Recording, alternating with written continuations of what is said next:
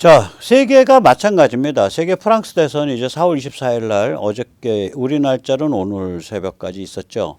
마크롱이 58.6%, 그 르팽이 41.4%인데 이게 2017년에 비하면은 마크롱은 마이너스 7.5%포인트 빠진 겁니다. 2017년에 마크롱이 66.1%였어요. 그러니까 딱 7.5%포인트 빠진 거예요. 르팽은 참 특이해요. 여기도 7.5%포인트 늘은 겁니다. 이 르팽 같으면은 33.9%였거든요. 17년에. 그런데 지금은 41.4%입니다.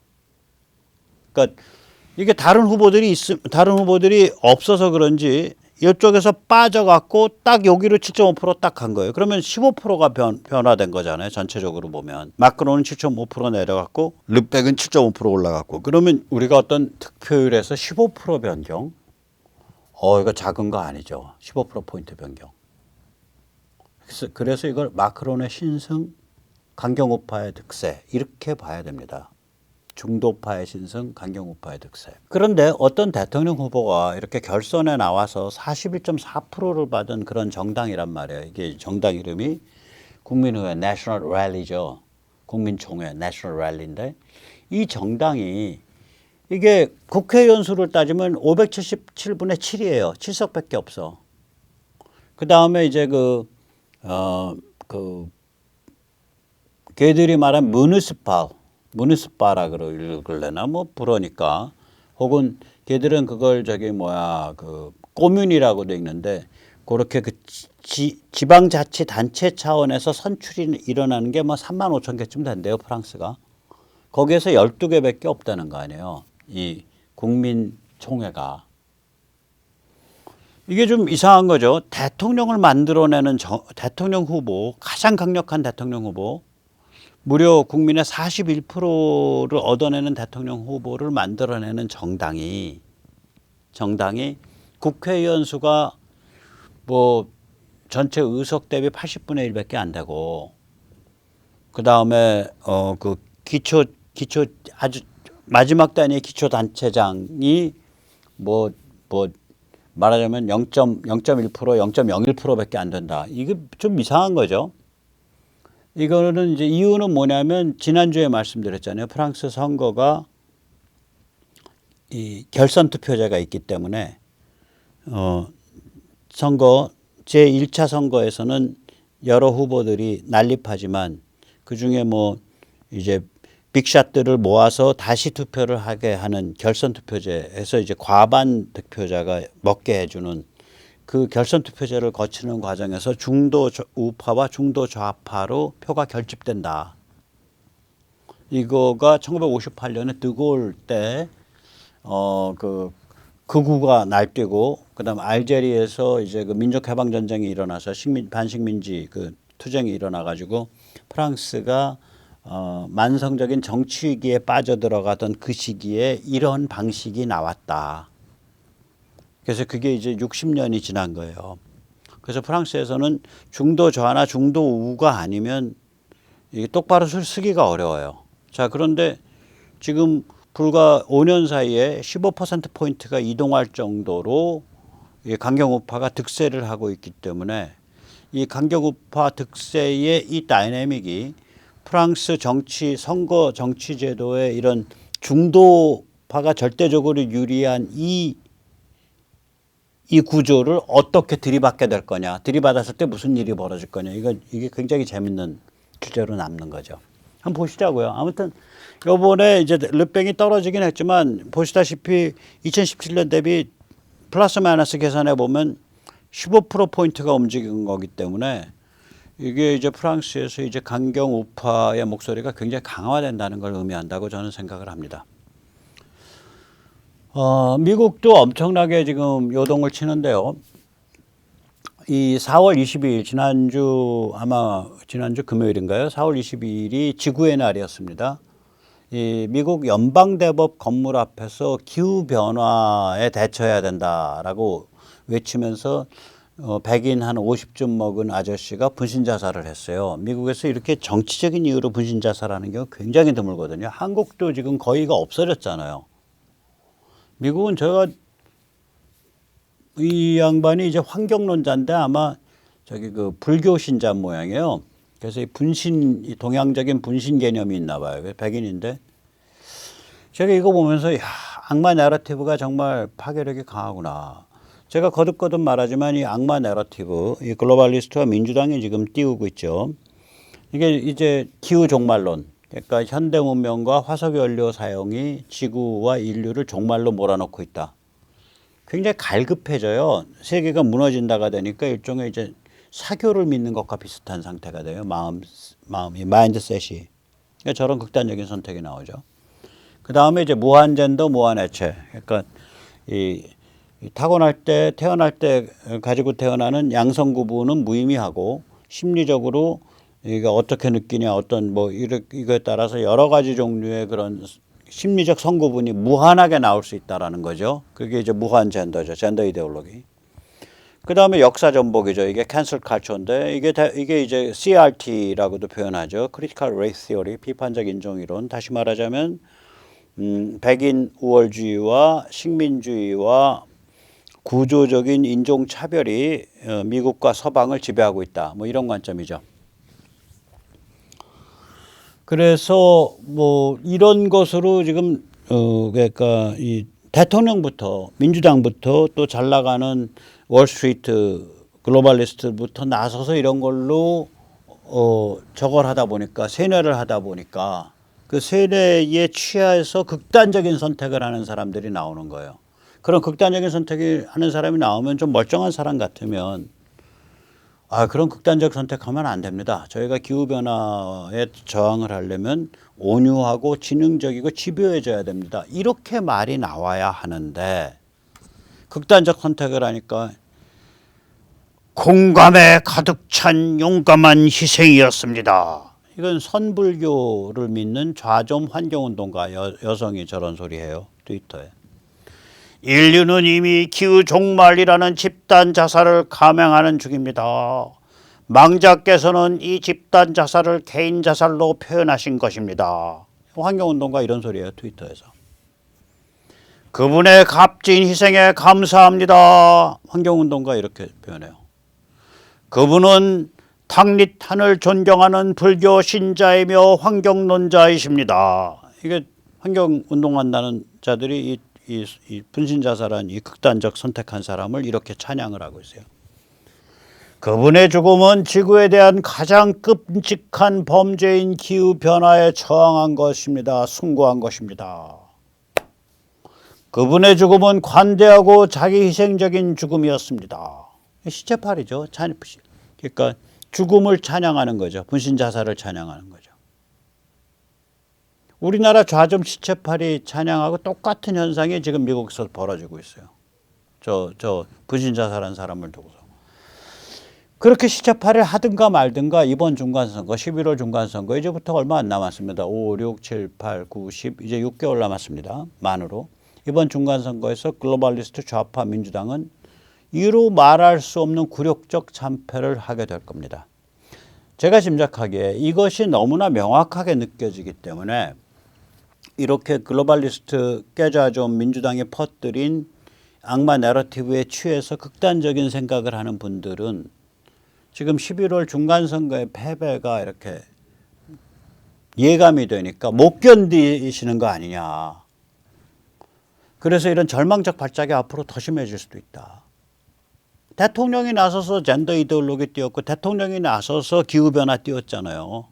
뭐 그린 뉴딜 띄우고 대통령이 나서서 저기 CRT 그러니까 그 조지 플로이드를 성인의 반열에 올려놨잖아.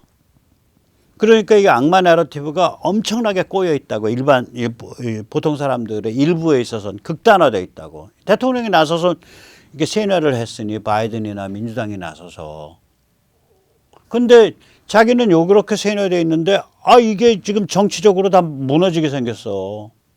그러니까 극단적인 선택이 나오죠. 저렇게 되면 극단적 선택 나온다고요. 그러니까 글로벌리스트 민주당 바이든 이런 사람들 좀 원죄가 있어요. 이런 선택들이 나오는 게. 저는 이런 선택이 앞으로도 계속 이어질 거라고 봐요. 한국에서도 그랬거든요. 이게 이거죠. 저는 2009년에 강인함 목사님이라고 제가 불러드릴게요. 자살을 하셨을 때가 89살입니다. 이분은 이제 범민련 초대 의장인데요. 이 양반의 그 유서에 이렇게 돼 있습니다. 지금은 민중 주체의 시대이다. 민중이 아니면 나라를 바로잡을 주체가 없다. 제2의 6월 민중항쟁으로 살인마 리명박을 내치자. 이게 이분의 목사라고 하시는 89살 되신 분의 유서입니다. 2009년 이명박 정부가 그 광우병 위기를 겪고 나서 안정화되기 시작할 때 스스로 목숨을 끊었습니다. 이분이 평소에 쓴 붓글씨 좀 이상하게 생겼죠? 글씨체가. 근데 가만히 보면 이게 뭐라고 써있냐. 이 목숨을 민족의 재단에. 좀 그러니까 마인드셋이 아주 그 으스스한 어떤 그런 마인드셋을 갖고 있는 사람인데 이명박 정부가 들어서 가지고 첫 해 위기에 처하는 듯 하더니 이 정부가 위기에 처하는 듯 하더니 이 정부가 안정돼 가니까 어떤 종류의 그 좌절감을 많이 느끼신 거 아닌가 저는 그렇게 생각을 합니다. 그 다음에 요번에 이제 표사가치가 오늘인가에 구치소에서 자살을 하셨죠. 이분은 이제 아스팔트 NL이라고 보통 얘기되는 분인데 검은 사카 쓰고 저 도포 자락 입고 다니시는 분이죠. 저쪽이고 아주 좀 극단적으로 이제 좌경화되어 있는 분이죠.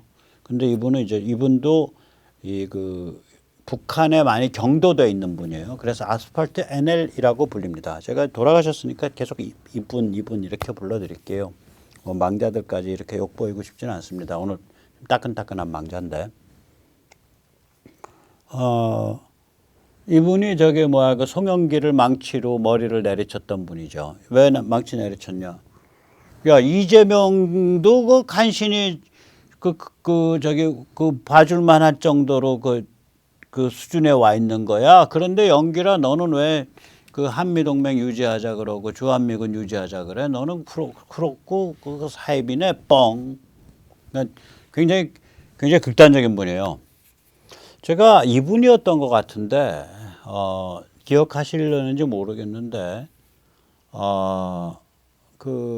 굉장히 섬찟한 분들을 제가 이렇게 2016년 12월 연말에 이 시청 앞에서나 광화문에서 마주쳐서 이렇게 하면서 야, 저건 너무 섬찟하다 한 게 있어요. 그게 뭐냐면 이런 검은 삿갓에 검은 도복을 입고 밤에 이제 촛불 시위 끝나고 가는데 흰 종이에다가 앞에다가 붙였어요. 앞뒤로 등이랑 배랑 저승사자. 박근혜 잡아가려고 왔다는 거예요. 이분 같아요. 지금 이렇게 돌이켜서 보면 내가 그렇게 저승사자라고 하는 사람을 여러 번 부닥쳤는데 아무튼 이분이 평소에 이렇게 갓 쓰고 이렇게 도포 입고 다니시는 분입니다. 그래서 표사갓이라고 보통 불리죠. 자, 그래서 우리도 이제 보면 이제 윤석열 정부가 이렇게 원칙대로 계속 갈 거라고요. 그리고 그 원칙대로 가면서 정치 위기와 정치 내전이 격화되는 그런 상황이 올 때마다 권성동 같은 인물이 튀어나오고 또 권성동이 또 제껴지면 제2의 권성동 튀어나오고 그래서 우리는 그 정치적 내전, 정치 투쟁에 일선에 서기 싫어. 우리 국회의원들 우린 따뜻하게 살고 싶어. 우리 피곤하단 말이야. 우리한테 피로도가 쌓여 있어. 야, 박근혜 때 너 안 봤냐? 성렬아.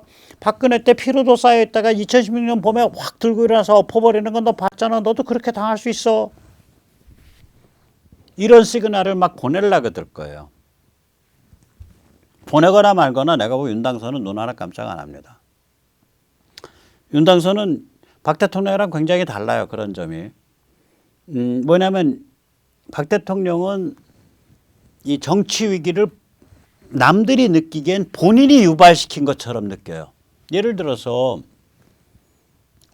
역사교과서 정상화. 역사 교사들 모임이 전교조의 핵심이고요. 전교조가 민노총의 핵심이고요. 그게 출판계와 문화계를 장악한 지가 오래돼요. 그러면 그 정도 집단과 싸우려면 앞에 뭔가가 연출이 돼서 그 집단이 스스로 문제를 일으켜서 국민적 여론에 의해서 완전히 고립되도록 만드는 앞과정이 선행했어야 돼요. 앞과정 전혀 없이 전희경이 혼자서 마이크 잡고 떠들고 그 마이크 잡고 떠든 걸로 바로 몇 개월 만에 금배지 달아주고 그것도 저기 뭐야 달고 났더니 저기 무슨 진실된 역사 교육 가르치자라는 사람이 논문 보니까 시대의 표지가리 복사 표절한 논문인데 본인은 입 딱 닦고서 내가 빠지 달았으면 달았지 그거 가지고 왜 얘기해요? 뭐 이런 식의 태도를 보이고 이게 뭐냐고. 코미디 아니야 코미디. 그러니까 문맥이 성립을 안 하니까 사람들의 인지 속에서 뭘로 정리가 되냐면 박근혜라는 대통령이 문제를 일으키고 악화시키고 정치 긴장을 불러일으키고 이렇게 인지가 되는 거예요. 거기에다가 한미 관계가 이렇게 울퍽질퍽하고 이상한 거 보이니까 전승절 참여했다가 또 이쪽으로 확 돌아서 그 다음부터는 또 이렇게 하고 거기다 더 나가서 무슨 참순이 뭐 레짐 체인지니 이렇게까지 가니까 이 영악한 제도권에서 닳고 다른 정치인과 조중동들이 칼 뽑고서 그냥 찔른 거죠. 2016년 초에. 윤당선은 달라요. 윤당선은 좋게 말하면 굉장히 달인, 고단수고요. 나쁘게 말하면 영악합니다. 그러니까 어떤 정치 위기가 쭉 진행될 때 결정적 뇌관을 터뜨리는 거가 상대방이 터뜨리게 만드는 거예요. 586이. 나는 정치 위기 싫었어. 나는 정치혁명 싫어. 나 그런 거 무서워해. 나 정치내전 무서워해. 나는 편안하게 원칙대로 대한민국이 갈 수 있는 대로 가는 걸 원했던 거야. 그래서 조금 검찰이 나서서 좀 조사하고 원칙대로 좀 하는데 왜 당신들이 이걸 가지고 정치 위기를 만들어? 좀 이상한 사람들이구만 뻥. 그러니까 이게 문맥이 뭐냐에 따라 완전히 다른 거예요. 결국에 가선 문맥 게임이에요. 문맥 설정에서 단수가 높다. 두 번째로 윤당선이 이제 박근혜 대통령과 많이 다른 점 중에 하나가 한미동맹일 겁니다. 그러니까 제가 그건 세네터에서 여러 번 말씀드리지만 한미동맹이 윤당선이 대통령 임기 시절에 이제 시즌을 3번 그러니까 이제 백악관과 상하 양원을 연방 상하 양원을 모두 민주당 글로벌리스트가 장악하는 시즌. 이번 11월 올해 연말까지죠. 그 다음에 백악관은 민주당 글로벌리스트지만 연방 상하 양원은 MTR 마가 트럼피즘 공화 신주류가 장악하는 상황. 그게 2023년, 2024년입니다. 그 다음 2025년부터는 아마도 연방 상하 양원과 대통령까지 전부 마가 트럼프 공화 신주류가 장악하는 그런 상황이 되지 않겠냐 그렇게 봐요. 그러면 시즌이 세 개가 달라요. 특히 그중에서 이제 2023, 2024가 굉장히 어려운 시즌인데 이게 이제 백악관과 의회가 행정부와 의회가 완전히 정치 노선이 다르고 정치 철학이 다른 상태가 돼서 그렇게 팽팽하게 균열을 일으키니까 중간에서 이제 미 국무부나 CIA 같은 거대 관료 조직이 뻑 하고 올라와서 이제 보이스를 내기 시작하거든요. 사실은 미국이 셋인 거예요. 윤당선이 2023, 2024에 세 개의 미국을 감당해야 돼. 근데 뭐 그거 잘 할 것 같아요. 제 생각에. 지금 전체적인 굉장히 안정된 수순을 밟고 있어서 그래서 이 두 가지 하나는 문맥을 설정해서 자기한테 유리한 문맥에서 풀어가는 데에 달인이다. 생뚱맞게 문맥을 만들질 않는다. 괜히 내가 다 정치 갈등 일으키고 내가 정치 갈등 유발자고 내가 정치 내전 유발자야라는 그 부담을 안 지면서 실제로 정치 갈등이 일어나고 정치 내전이 일어나도록 상황이 이렇게 밀려갈 거다. 하나는. 그다음에 또 하나는 한미동맹에 있어서 무지하게 스테이블하다. 그래서 저는 그런 관점에서 지금 전개되고 있는 저 검수완박을 둘러싼 싸움 권성동이가 100번 잘못한 거다. 좀 그런 관점에서 상대방이 윤호중이나 민주당 애들이 말도 안 되는 입법을 가지고 헌법을 파괴하는 그런 행위를 하도록 내버려둬야 되고 그걸 막는 척하면서 하도록 내버려야 되는데 지가 그걸 튀어들어서 구원투수를 해준 거예요. 권성동이. 그러니까 여의도가 옛날 여의도 같이 따뜻하고 자기들끼리 업계가 서로 형님하고 챙기는 그런 여의도를 꿈꾸는 그런 사람이죠. 권성동 씨 다시 한번 말씀드립니다. 그거 다 끝난 게임이거든요. 어차피 정치 내전, 정치 갈등 들어갑니다. 그건 보시다시피 지금 미국도 받고 유럽도 프랑스도 받고 또 러시아도 그렇고 중국도 그렇고 미중 관계도 그렇고 다 그렇습니다. 그러니까 꿈 깨시고 현실을 직시하시기 바랍니다. 이제 좀 몇 명이 모여서 앞으로 이제 세모풀이라는 거를 이제 좀 더 상시적인 조직으로 준비를 하려고 합니다. 이제 교취협은 6월 30일에 끝나니까 세모풀은 조전혁 당선 교육개혁 공무원선거를 위해 일단 그 다음에도 계속해서 이런 걸 그러니까 세모풀이 뭐냐 세상 모든 풀뿌리예요. 세상 모든 풀뿌리. 시민활동을 하실 지역활동가를 모십니다. 010-3131-4924로 문자 주십시오. 여기에는 뭐 기존의 뭐 국민주권 자유시민연대 리솔 또 기존의 이선본 기존의 무결선거 네트워크 이런 분들은 당연히 멤버십 고스란히 같이 공유됩니다. 왜냐하면 세모풀의 연대단체가 되기 때문에 예. 그래서 이제 우리가 이제 좀 제대로 한번 싸워봐야죠. 네, 오늘 여기까지 모시겠습니다. 감사합니다.